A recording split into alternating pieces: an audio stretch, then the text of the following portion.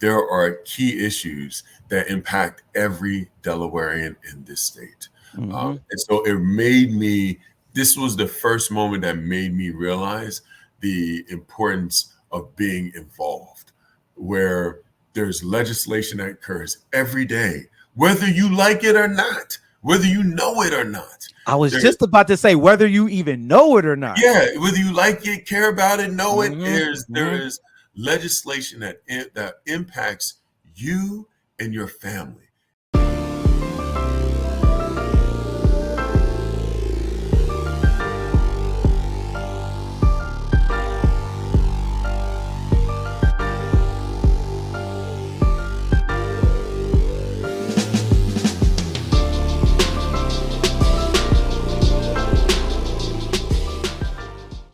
What's up, y'all? This your boy Malcolm Locks everywhere, and you know the vibes.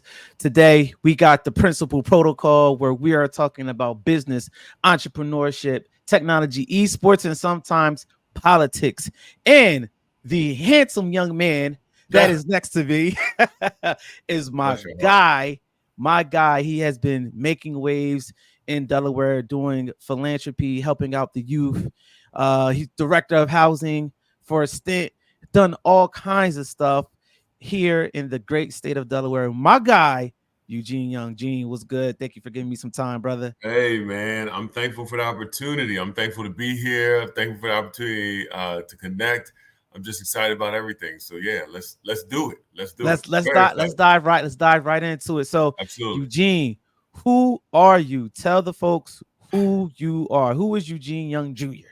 I think we start with the junior, right? Part, right? Like I am the son of two amazing, before anything, I'm the son of two amazing individuals. My late father, Eugene Young Sr., Chester, born and raised guy who moved to Delaware to raise his family, was in the Air Force and worked as a machinist for Boeing. And my mother, Diane Young, who we all love her. Everybody know my mama, right? We all love her. Yeah, I'm very thankful. I child up, right? Like as a child, I parented up. I had these amazing parents, and my mother was a teacher for many years, who was and is very committed to community, and you know, even outside of the parents aspect, it is like the community, the neighborhood in which I'm here. I can say this to you, like Bethel, the church, like all these different aspects that make us who we are. And that's what I am so greatly appreciative of. And I'm also appreciative of, the coaches and everyone else that helped make me who I am. And that's what leads me on this path of being of greater service to people in the community. It all comes together.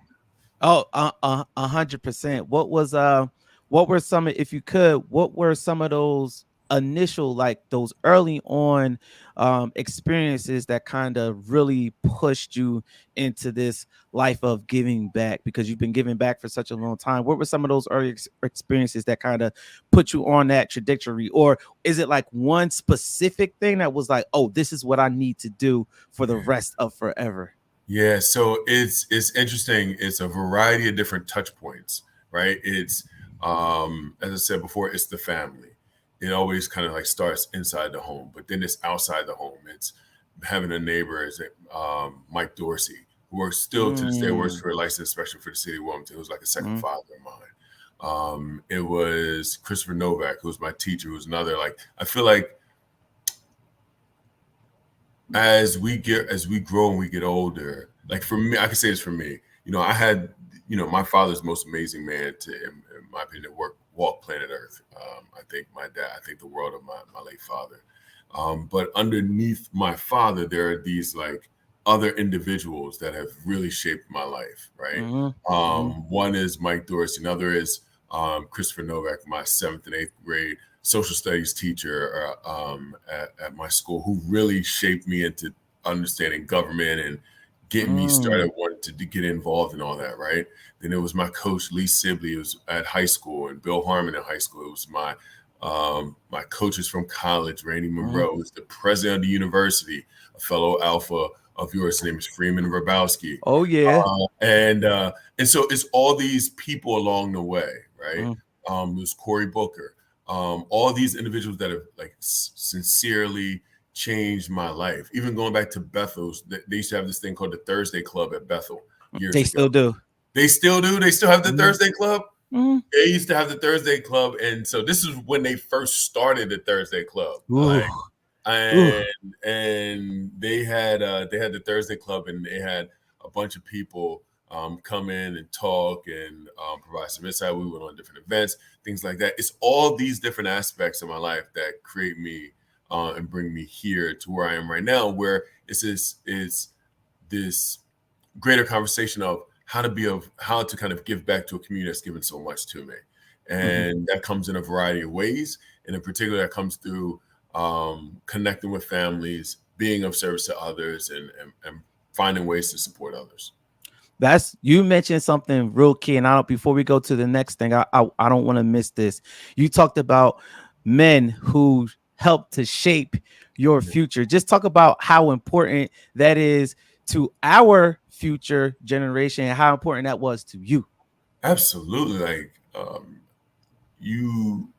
it's so many things that I have learned just from being around so many incredible men.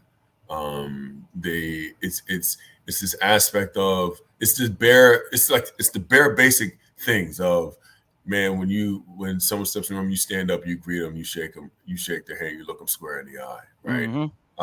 It's my dad saying, I don't care if it's a Saturday, son, you got to get up and you got to do something. So you need to get your butt up at 8 a.m. Ain't no sleeping in the house, right? It's the attitude of my coach who said, you know what, you need to outwork people in life, and nothing's going to be given to you. So you have to compete in all aspects of life. It comes to all these different aspects where there's so many men and women as well, but it's just I took it differently. Something coming from my father than I did my mother, right? And so it meant the world to me to have such an amazing man in my life, and then have so many amazing men in my life. And it's not just like the mentors, father figures, older brother side. It's also like the people that I view as my brothers, right? It's the Logan Herrings of the world, right? It's the Saran Cades. It's all these individuals who the Aaron Bassett's, like the Marquivas, Nudie, like it's a bunch of brothers out here that I feel like are pushing each other into doing better and doing more, and wanting what's not necessarily what they want, what's best for you. Not for you just to do things, because there's a difference in doing things and then wanting what's really best for you. You can do things, that doesn't mean it's necessarily the best thing for you. So that's why I greatly appreciate it. Okay, Eugene came in about to drop some gems on the folks. About to drop some gems on the folks. So let's fast forward a little bit.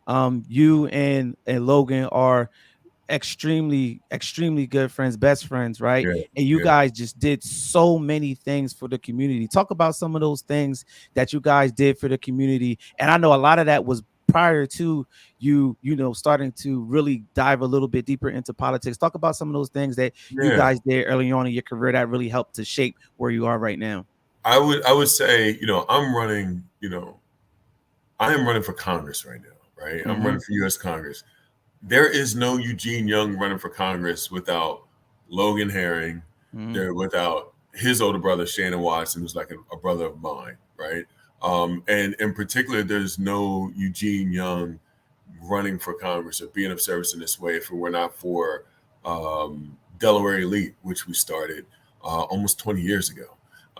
When it's interesting, Logan and I were always good friends in high school, but we became very much closer. And we didn't even know, this was not planned at all. We did not know we were going to go to the same schools close to each other. So I remember talking to him one day and say, hey, man, I'm going to this school, University of Maryland, Baltimore County, UMBC. And he said, well, I'm going to this small school in Towson, Maryland called Goucher. I had no idea where it was. I didn't know the distance. I did not know how close it was or anything. All I knew was my friend said he was going to this small school, and we became even tighter from going to school next to each other. But the crazy part is we would come home. He would go and grab me, come and grab me. We go home together. He would come over to my campus, and we would go back home, and we'll see so many of the guys from the neighborhoods in which we grew up with. I'm an East Side kid. Logan grew up on the West Side on Marlow Street. I grew up on Fifth Street between Pine and Lombard on the East Side. But we would see some of the same guys doing the same things. And we try to figure out, like, what can we do to be a resource? How can we change some of the lives for these young people so they don't head down this path? And so we thought the best thing we knew how to do after graduating college, I think Logan had a degree in business administration. I had 2 degrees, one in information systems, one in sociology. And we just said, we can start a nonprofit and coach kids like coaches did for us. But it just showed, but it was a valiant effort in regards to, like, we want to serve people. But then it hit this, it really hit us like a ton of bricks when you realize there's a wide array of issues impacting people, like education. You start dealing with people that are 3-4 years behind in their grades.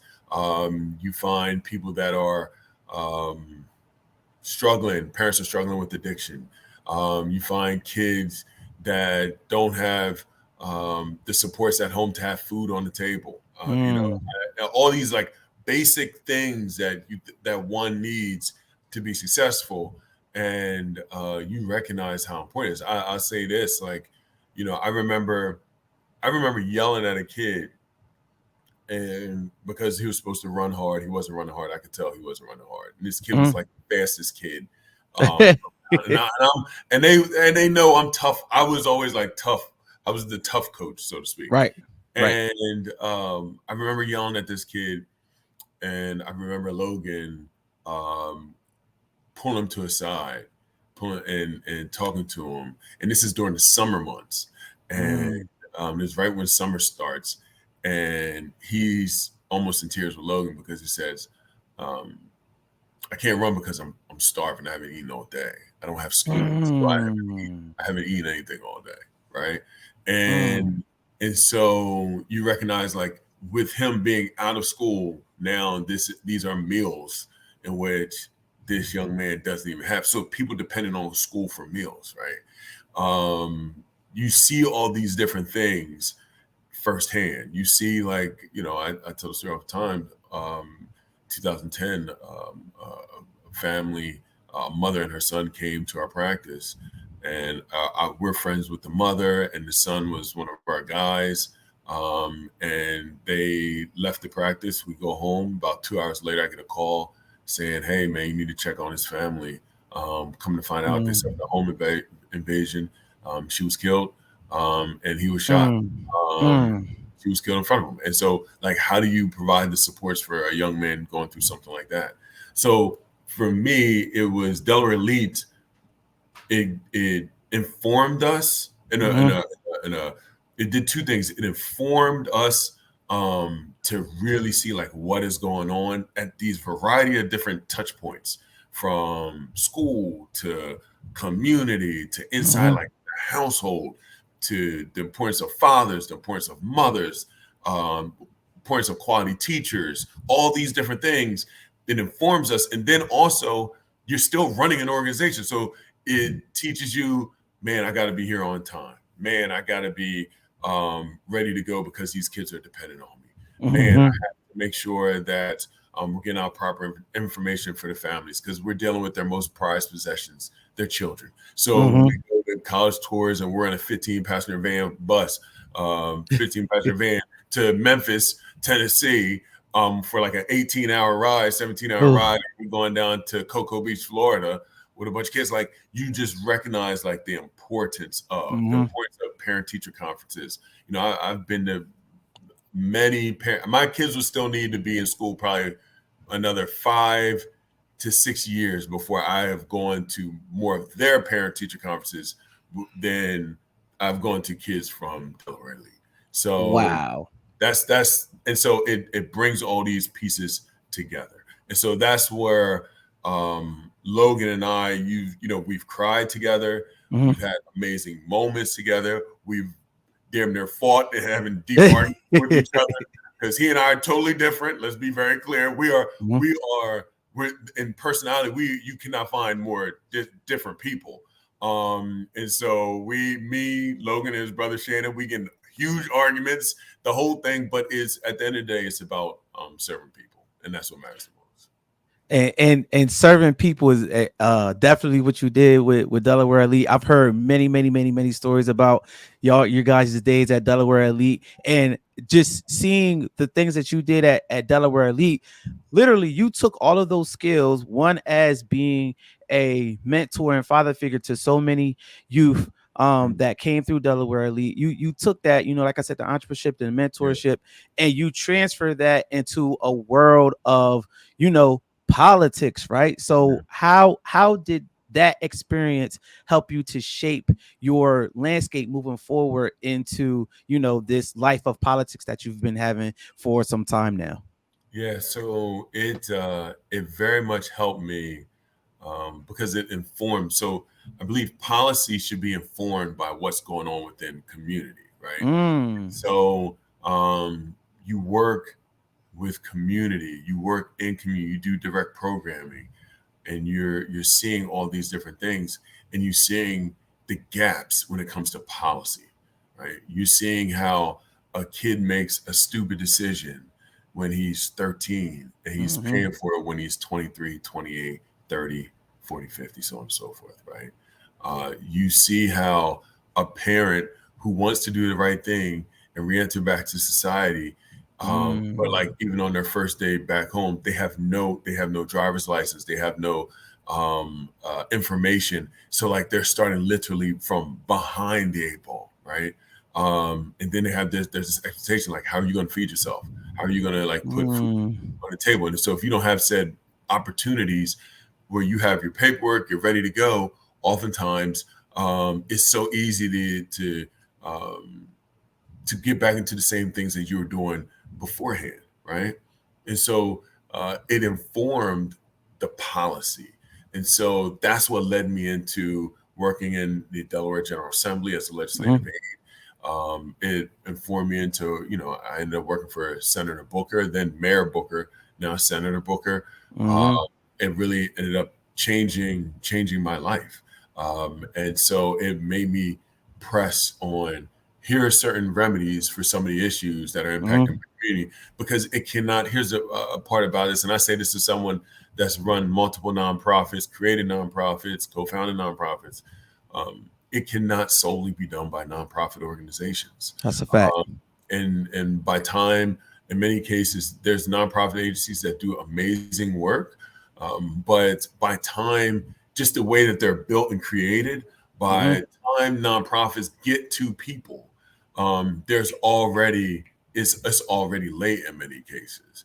So we need to make sure that we have policy so people are able to have a quality job that puts food on the table. They're able to not just have the quality job that puts food on the table, but allows them to spend time with their child, right?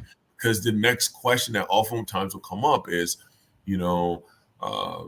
who's this child's parent? This kid is all the time. They're running around in these streets, blah, blah, blah, blah, blah, so on and so forth.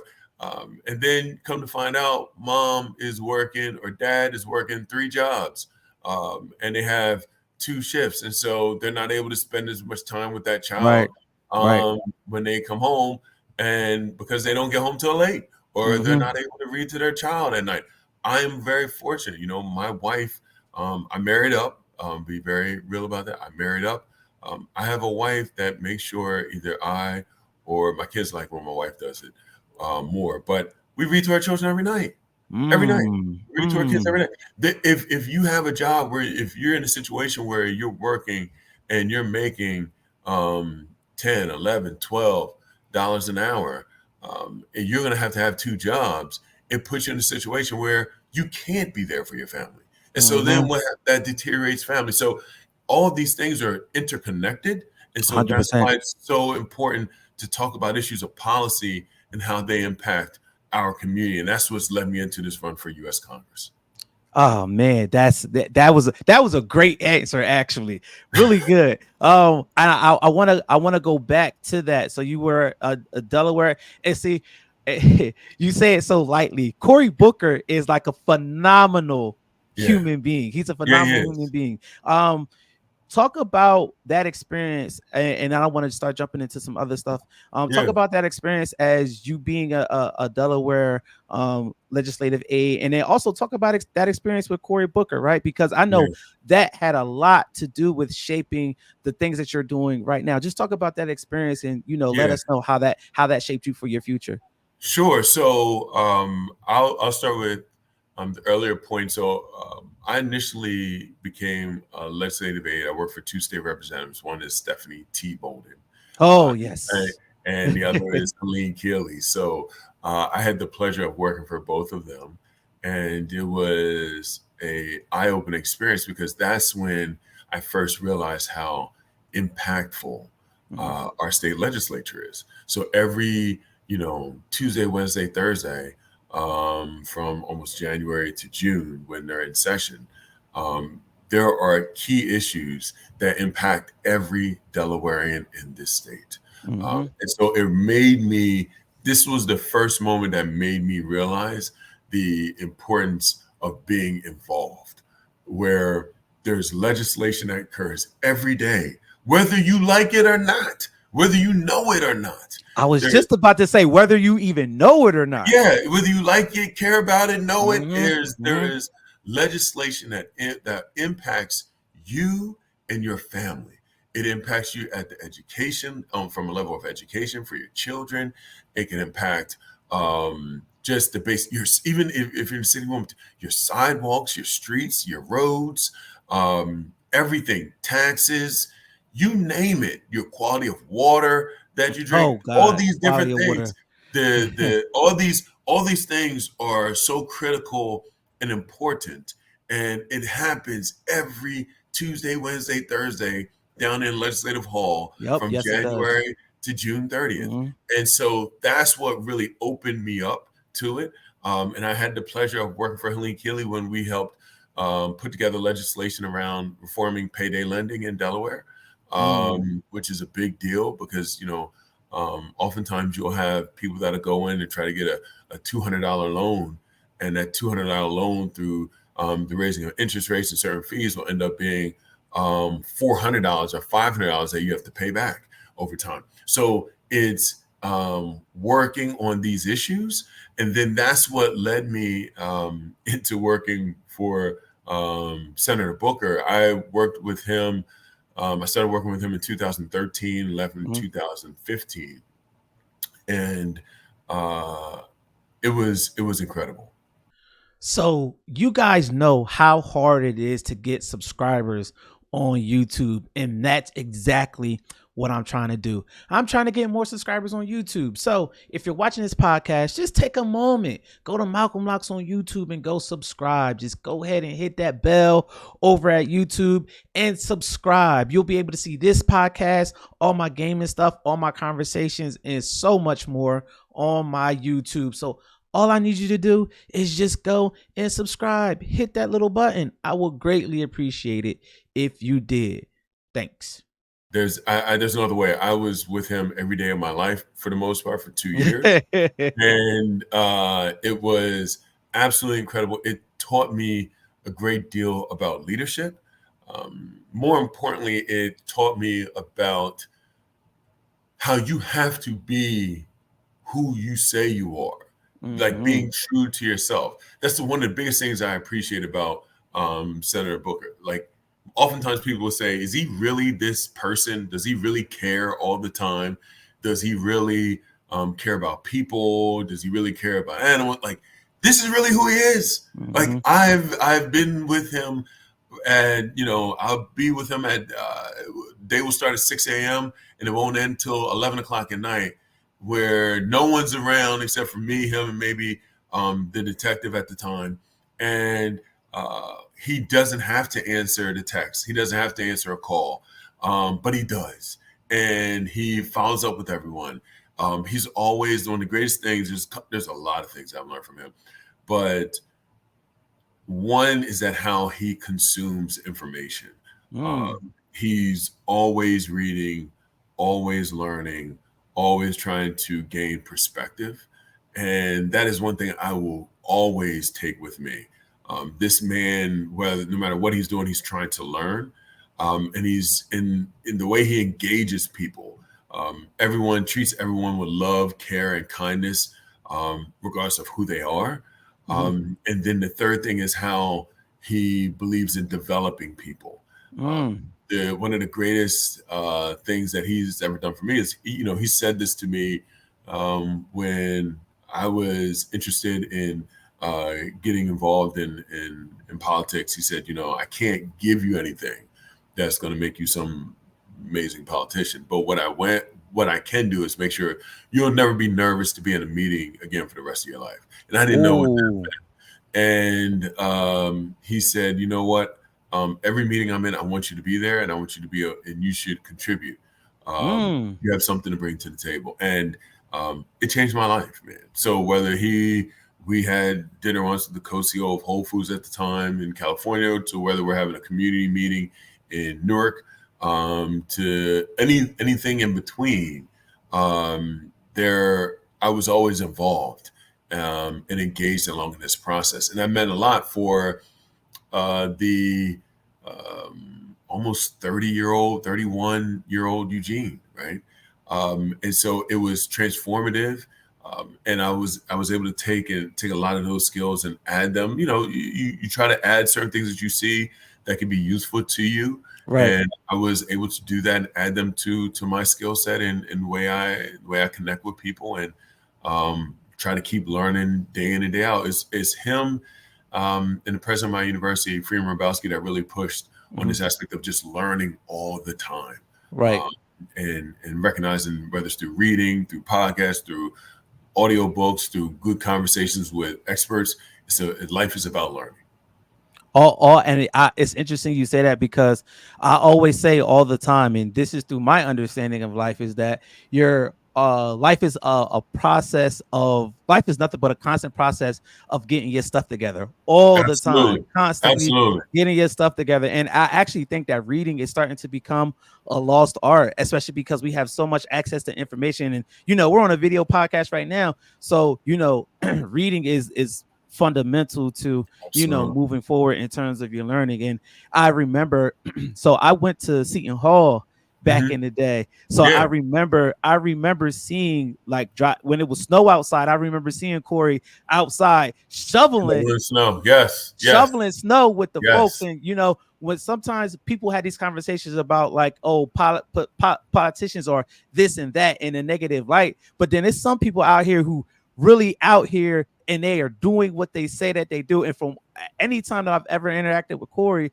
and that's how that lets me know that you got a lot of good game, because I've actually seen him in the streets doing what it is that he said that he does. Yeah, and kudos to him, because kudos to you, Eugene, because you're out in the streets doing exactly what it is that you say that you do. Now fast forward 2016, we ran for mayor. Correct. What 2016, right? Yes, talk about that. Talk about that. What motivated you to run for mayor? What was give me all the things around 2016 and that initial political campaign? Yeah, so what really got me into running. So I recognize that I want to be of service to my community, and I love Wilmington. I'm a Wilmington kid. I grew up in Wilmington. We're right on the east side of Wilmington. My family, my great-grandparents moved to Wilmington in 1919. It's some early records that we have. My great-grandmother lived on, my great-grandfather, she was in 1919. She was 18 years old at the time, 19 years old, and he was 24. And they moved right to 12th, or at a house right over 12th and Orange, and lived there. Then they moved over 11th Street Bridge.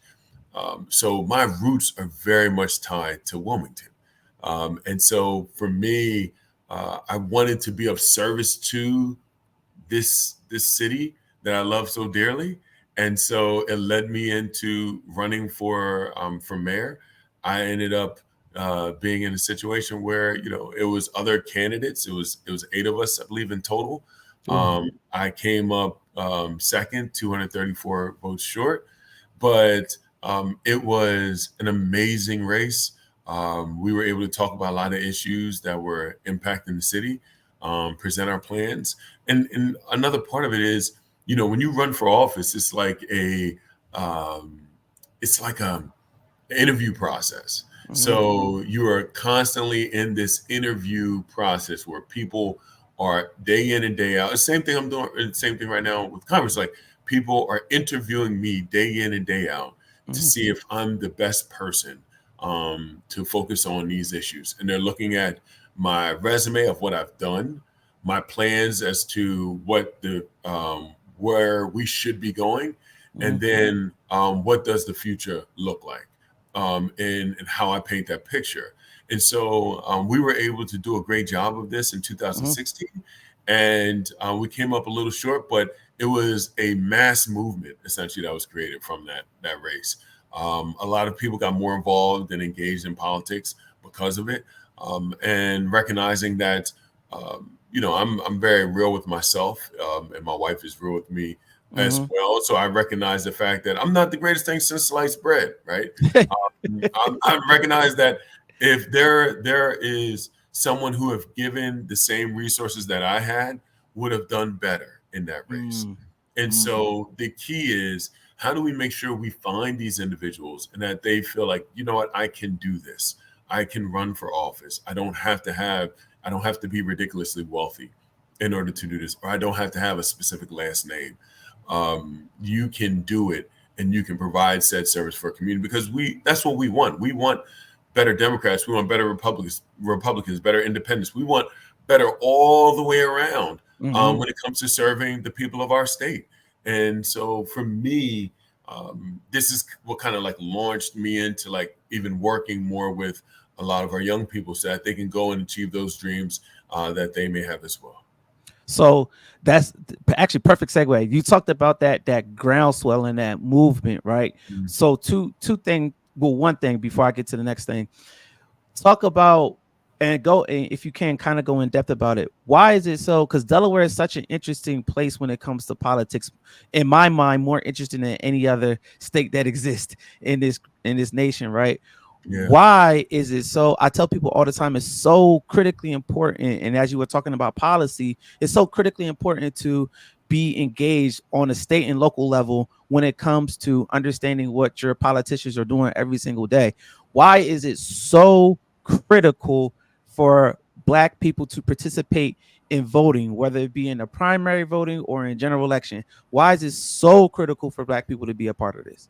Yeah, so voting is critical and important because I think most people do know this. A lot of people know this, but they may not know to the extent of which. Every voting impacts your life.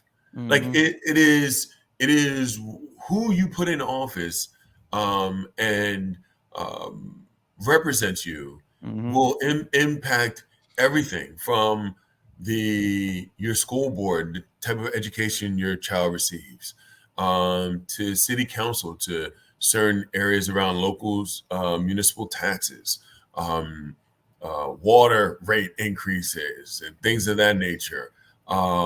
Even to, basic things. Your as I said before, your sidewalks, your roads, or the criminal justice system. I have family members and friends of mine that have been or are incarcerated. It impacts the type of rehabilitative efforts that are there in our prisons. It's the drinking water. It's the jobs. It's the program for. I'll give an example: the SEED program, which was created through our state legislature. So if you have, I believe, it's higher than 2.7, 2.5 GPA. You can go to Delaware Tech for free, For free. Yep. and those classes are transferable to Delaware State and University of Delaware. That was created through our legislation. So, like, even your child's education and their ability to pay less in student loans is a direct impact of who you vote for. So, voting impacts everything. Oftentimes, people will say, they'll give a line that, man, I'm not dealing with politics. I'm not getting engaged in all that kind of stuff. That's such an ignorant statement. It is. It is. Like it's there are companies that spend thousands, if not millions of dollars, tens of hundreds of $1,000s and millions of dollars to send people to state legislatures all around the country, to city council halls all around the country, county council halls all around the country, and to our U.S. Capitol to talk about issues and fight for issues that the said corporation wants them to fight for. So if you have corporations doing this, you have an opportunity to not only advocate using your voice, but advocate with what's most important, your vote as well. And so these areas are critical, critically important in regards to what happens to you in your daily life. And that's to me, that's what's most important, is about how these things impact your day in, day out life, and why. And this is what makes voting so important. You cannot run from it. We're not in a situation, our country's not a situation where you can run from what occurs in our state legislature. Like, it happens to you whether you like it or not. And so I'd rather be part of something than being just an effect of something. Yep, I've been saying a lot because I got an extensive knowledge about how the state of Delaware works this year. Excuse me, and it's interesting what I've been saying as I've learned through how the state of Delaware works through the legislative system. It's like, you know, a lot of Black and brown people are always saying, like, and it's not a bad thing, where it's just like, well, I'll just make my own table and I'll sit at my own table, which is all well and good. Make your own table and sit at it and find the folks to sit at your table with you. But there's this table over here that exists, and you have to be there, because one thing, you have to understand that it's there, right? And then you have to understand why it's important for our voice to be at that table that already exists. It's not a table that you built. It's a table that's pre-built, and you need to be there. That's what I've learned a lot about Delaware legislation. And also, you know, just people understanding, you know, who are voting on this, who's running on the state and local level. Hence the reason why I want to give out this information for folks. Now, with that being said, can I say something? Can I jump in real quick? What you just said, I think it's important in the Black community for us to recognize, like, we've gone through these like shifts, right? There used to be the shift where there was very much more of this kind of like, I am tied to you whether I like it, know it or not, right? In many cases where you're a collective sense of we will succeed together.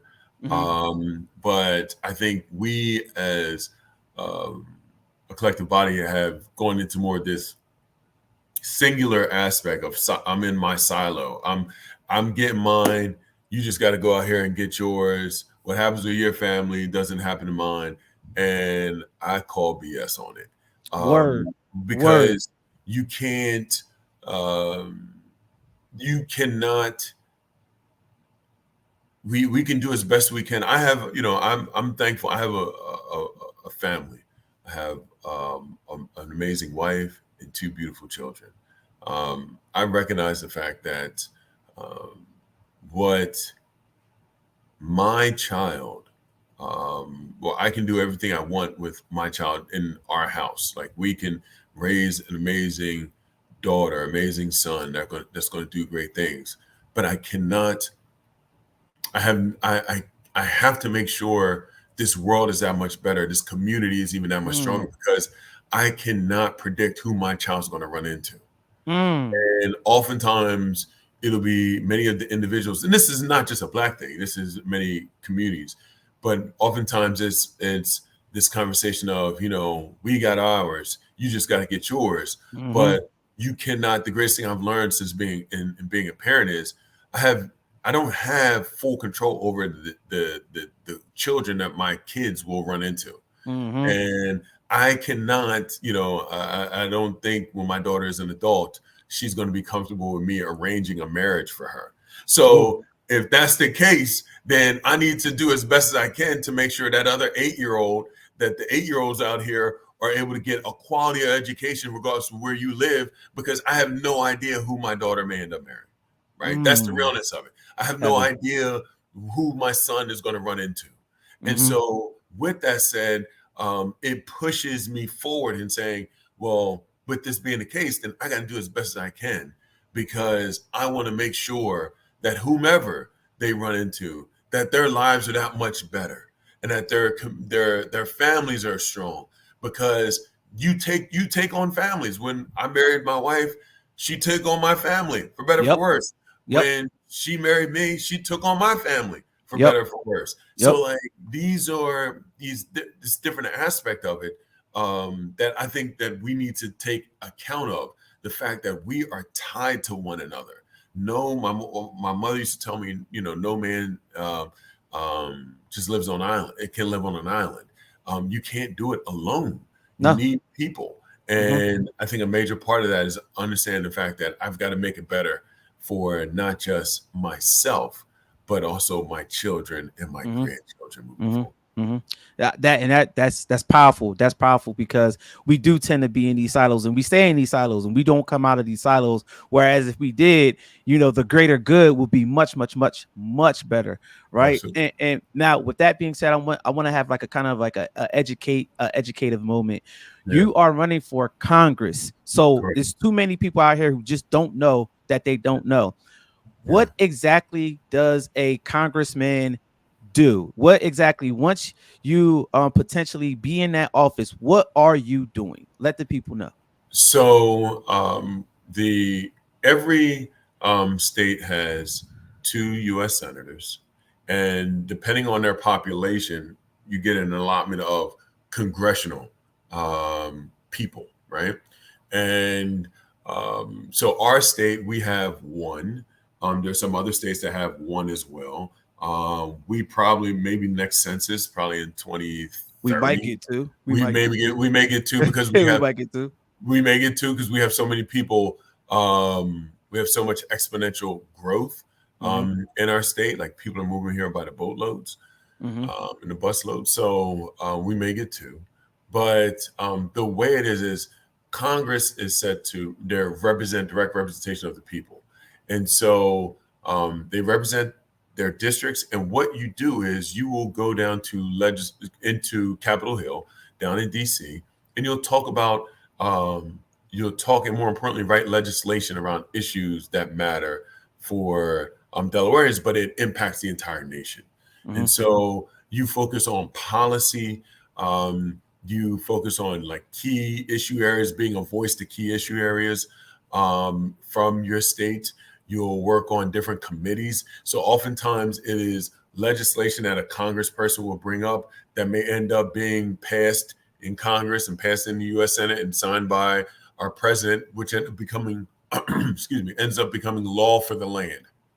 So they are essentially lawmakers. And that's like the majority function of voting up or down for different bills that come through the process, being able to say, look, and representing Delaware, I believe I should be voting yes for this bill, or being as a representative of Delaware, I'm voting no for this bill. And then also working on legislation that can be voted on as well to hopefully become law of the land. That is the primary function of men and women in the U.S. Senate and men and women in the U.S. Congress. In addition to that, they can provide, they get some funding, that they provide some resources to their home states, or rather their home districts. And so that's another area in which they're able to help out as well, and providing funding to their district. But it is very much about being a lawmaker and being a voice to issues going on within your district. and also being able to bring resources back to your community. See, a lot of people just don't know because you got senators, you got Congress Mhm. folks, you got state senators and state reps, and people just don't know Exactly. the differences. So I want to really, highlight some of those differences. So let's dig a little deeper now, Gene. You are currently the director of housing for the state of Delaware. Correct. I want you to talk about that, and then also once you talk about that, I want you to talk about. I know housing is an issue here in Delaware, a major, major issue here in Delaware. Absolutely. What are the other key issues that you want to focus on if you get elected? So, housing being the number one issue. We just to provide context, we are a booming state. We have per capita, we have a great amount of people moving into our state. Yes, Forbes we do. magazine in September showed that we're one of the top 10 importing states in the country per capita wise. And so, for me, it's about talking about this housing issue that we have, especially here in Delaware. But it's not just Delaware, it's nationwide. Our state's behind around 21,000 units. The nation as a whole is behind around 4. Many estimates range between 4 to 6 million. And so this is a huge deal as we move forward. So being able to get the federal government off the sidelines to get more involved in housing is one of my top priorities moving forward.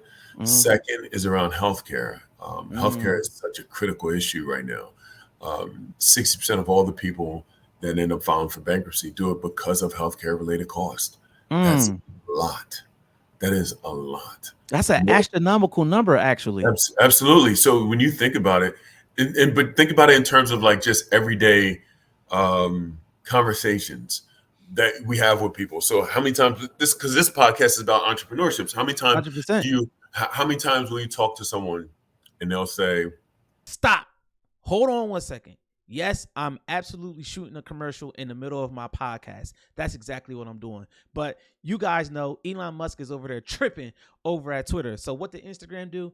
They created their own version of Twitter called Threads. I need you guys to stop real quick and go follow me on Threads. Go follow me on Threads right now. Malcolm Locks on Threads. I need you guys to go follow me. I post a whole bunch of good content over there.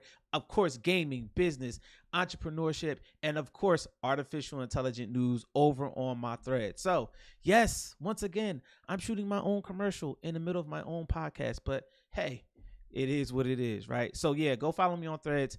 Malcolm Locks on Threads right now. Yeah. man, I'm trying to start my own business. And All then time. they'll say, I'll try to start my own business, but I still got to have this job. Why? Because I need the health insurance. Healthcare. Yep. Exactly. I need the health insurance. So for many folks after COVID, entrepreneurship has been like the thing, the thing. But the thing that holds many people back is the fact that I don't have healthcare. So I'm tied to a job to get my healthcare benefits. And you also see where this wiped out a lot of Americans because when COVID hit and there many jobs were dependent upon service and we were locked in our houses, you couldn't, if you worked in certain types of jobs, you couldn't go to work. So if you couldn't go to work or you were laid off, what happened? You don't have jobs, so you don't have what? Yep. Insurance. Yep. So you now we're dealing with an absolute pandemic and you don't have what's needed the most of health insurance.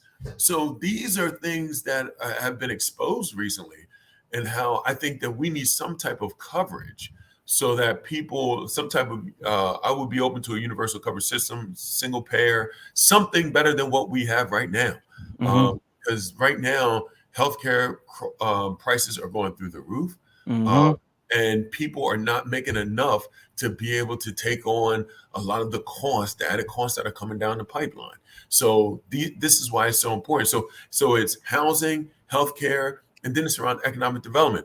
We need to train people so that they're able to have quality paying jobs. So a major part of this is we have people that are being priced out of just daily living. Yes. And we have and I want to be clear. I am totally recognize. I totally recognize the fact that not everybody's meant to go to college, right? Yes. Talk And about that. Talk so about it. my mother was a college grad, and worked in schools as an educator. My father had his high school degree, and he was in the Air Force. He was learning skills through the Air Force and went to Hmm. Boeing as a machinist and made good money Hmm. and was able to do well for his family. These are some of the things like I think we've gone to this area that everyone needs to go to college. And in many cases, it just oversaddles people with debt. In some cases, they don't finish, right? And so for me, it's about making sure we have proper job training programs to give people the skills they need so that they're able to take on certain jobs. I just had literally, my wife and I, we had our HVAC went down and was out, and we had to get an entirely new HVAC system.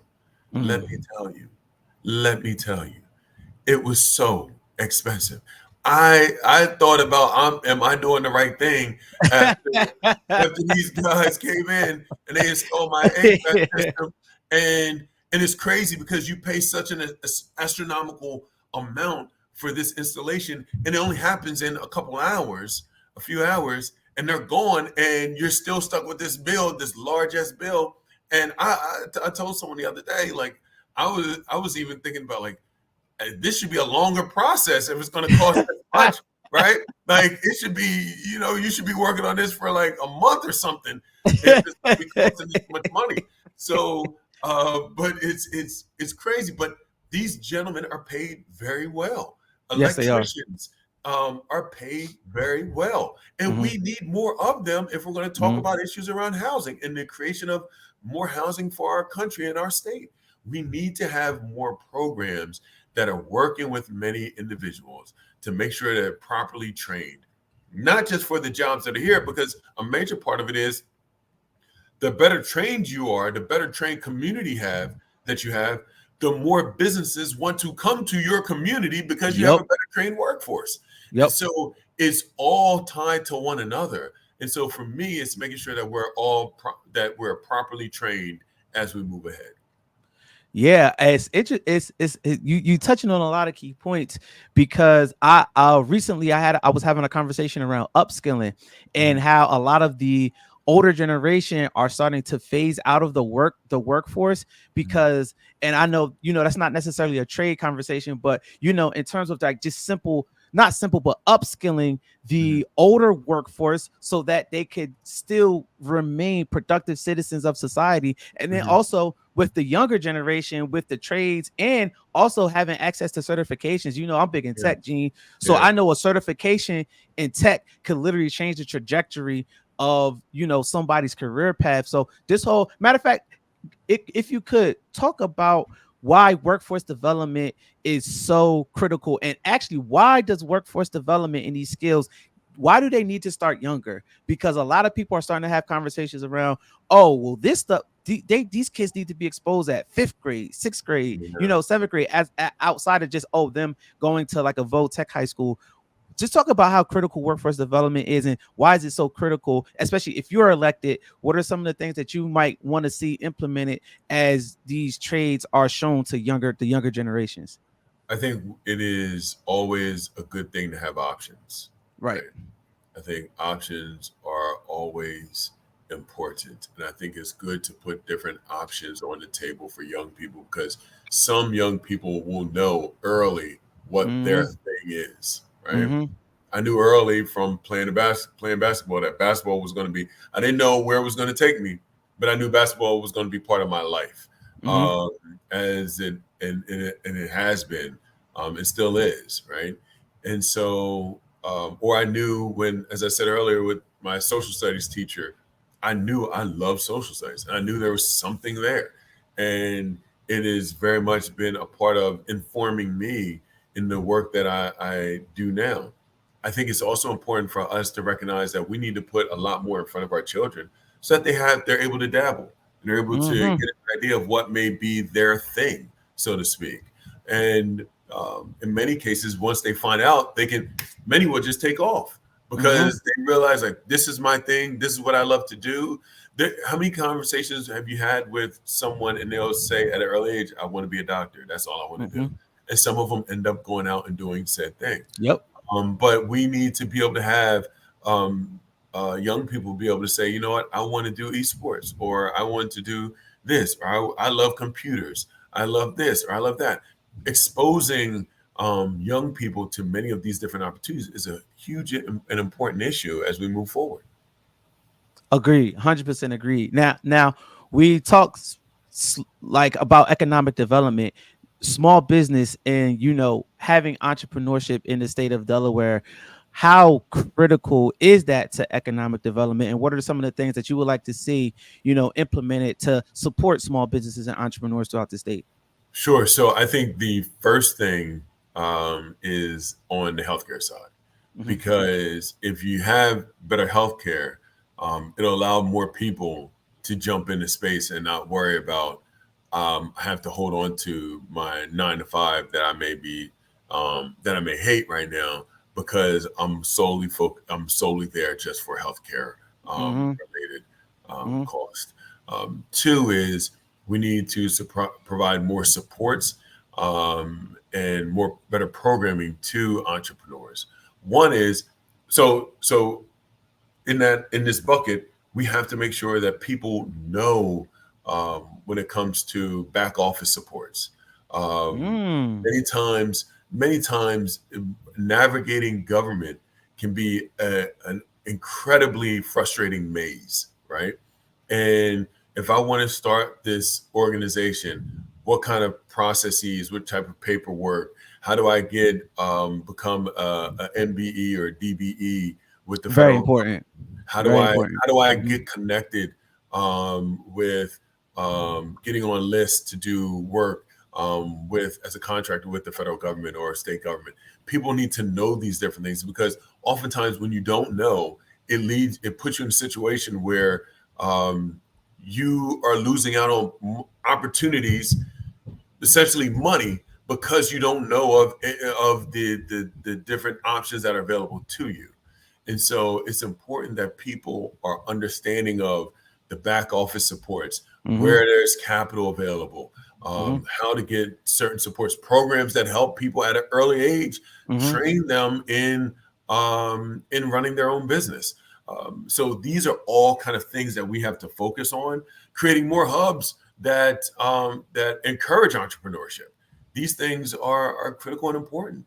And so all of them come together to create what is going to be very much needed for entrepreneurs moving forward and being successful. Now, with that being said, I want to kind of jump back a little bit. I want to talk about some of the things that you created, because it's very important for Black and brown folks to be not just a part of the voting process, but we need them to become legislators and voices at the table. Talk about some of the things that in conjunction with other folks that you've created to help train up some of these folks to be in politics. Yeah, so we've created organizations, or programs rather, such as the James H. Gilliam Senior Fellowship Program, which trains leaders. It connects people with leaders up and down the state. It trains them in organizing. It kind of gives them deep understanding of the importance of advocacy, and more importantly, advocating on behalf of community. And so this organization, this program within the Urban League organization has done amazing things.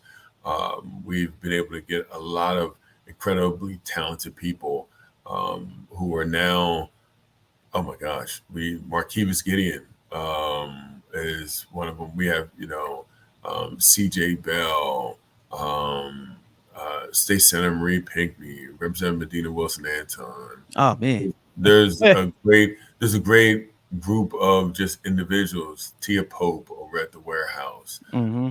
There's just a great group of individuals up and down the state that are involved, engaged, and doing a lot of great work in the community. And that's what we want to see moving forward.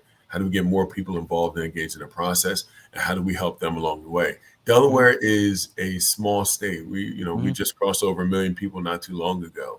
And so being able to navigate it is very important, and knowing who holds the levers of power and where those levers are, and then also how to advocate properly for your community. And we took a lot of things that we have learned over the years, that I've learned over the years, and kind of put them to practice so we can help people. Now, so I want to ask this question in a way where I could get your perspective on it. Newcastle County is very different from Kent. Kent is very different from Sussex. Sussex is different from the whole state. Yeah. In terms of what you see for the future, if elected, how do you want to bridge the gap between these counties? Because I know that's going to be so important to your job. And I mean, it's important to your job now. How do you see being able to bridge the gaps between, because Sussex is like chicken, and then you got Kent is like manufacturing, and you got Newcastle County with credit cards. How do you bridge these gaps with the people and with the businesses throughout the state of Delaware, because they're also different? Well, I think it's what bridges the gap is people recognizing that regardless of where you live, you want the same thing. You want your family to be well. You want your kids to get a good education. You want to be able to have a quality job, put food on the table. And we find that many of these different communities, regardless of whether you're on the beach, on the eastern side of Sussex, where beach is, and the bay and all that stuff. So whether you're on the eastern side of Sussex, whether you're on the western side, whether you're in Newcastle, all these things are the same for many of these communities. What can I do to help my family? How can I be of service to my community? What's most important to me as I age and as I get older, and making sure I have the supports needed so I'm able to have the rest of my life be some of the best of my life. All these parts are important. So making sure I was just in Lewis 3 days ago. And one of their big things is making sure that people are able to have, because there's a lot of retirees, but recognizing that they need more workers in the community, and that they have to have more affordable housing because of the fact that they are so affordable housing is so hard to get in the community. They can't get waiters or waitresses, and they can't get nurses, and they can't get doctors in many cases because affordable housing, there's such a need for affordable housing. So being able to kind of like tie this together around how you guys need affordable housing. People on the western side need to live closer in many cases to the eastern side because that's where the jobs are.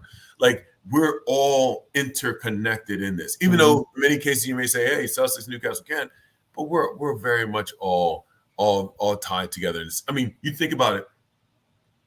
If we were, there's 1 million people in our state. I mean,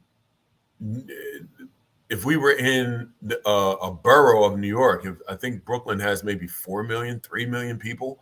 So it's like 4 times the number that we have in our state. So I say that from this perspective of we're so much closer than even these geographical boundaries, even though we're a small state, but we're even closer because there's so few of us. And so working together to make sure, whether you're at the bottom of the state in Selbyville or at the top of the state in Clemont, that there's legislation that connects to you and your family, and that it helps you guys to have a better, your children have a better start on life, and it allows you to be able to do more for your family and your community. It's just important for all of us. Right.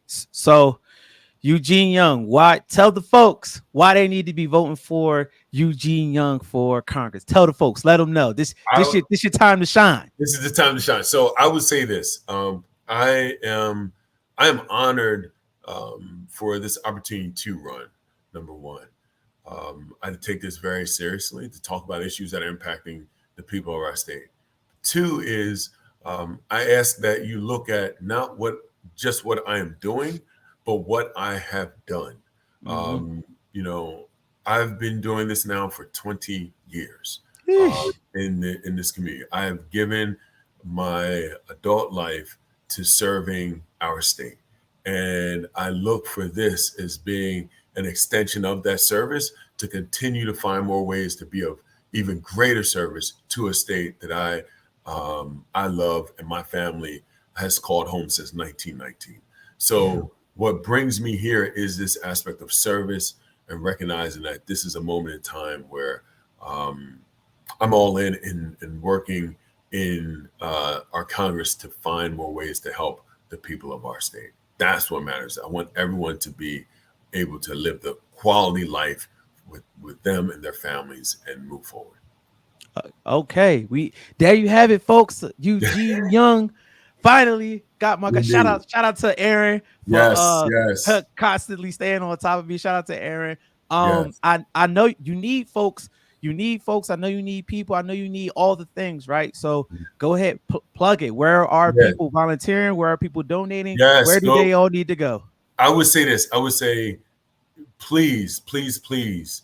James Brown had a song that said, please, please, please. Yeah. So I would say, please go to our website, come to our website, eugeneyoung.com. That's EUGENEYOUNG.com. You can donate. All this campaigns come down to two things for the most part, two things. One is money and the other one's people. And in order to get to people, that's pretty much what money does, right? And so every donation counts, whether it's a $5 donation, $10 donation, $20, $100 donation, $4 donation, it all counts and it all adds up. And so please support. Most of my social media is Eugene Young Jr. That's been scrolling across the bottom the whole time. Across the bottom, the Chiron across the bottom. And then also, if you need to reach out to me direct, EugeneYoung302@gmail.com. But please get involved. Please shoot a note if you want to volunteer. We're looking for a large amount of volunteer to help us along this journey. So we would love to have it.